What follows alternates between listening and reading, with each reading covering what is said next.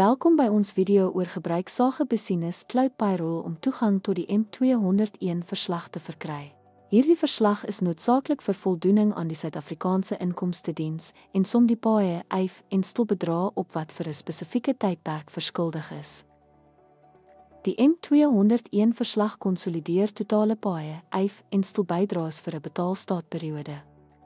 Dit verskaf 'n opsomming van belasting wat maandeliks aan SARS betaalbaar is, versekering van tydige statutêre betalings en nakoming van belastingregulasies. Om toegang te verkry tot die M201 verslag in Sagepayroll, navigeer na Report Stats M201. Kies die relevante betaalstaatperiode en pas enige nodige filters toe, soos departement of betaalpunt, om die verslag te genereer.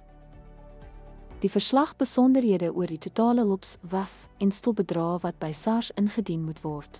Dit breek hierdie bedrae per werknemer af en bied 'n duidelike beeld van bydraes en belasting vir die tydperk, wat akkurate indienings help. Die indien van die M201 verslag word vaartbelyn gemaak met Sagepayroll, wat direkte indiening aan SARS via effeling moontlik maak. Dit verseker gladde nakoming wat besighede help om belastingverpligtinge na te kom en boetes te vermy. Dankie vir die kyk.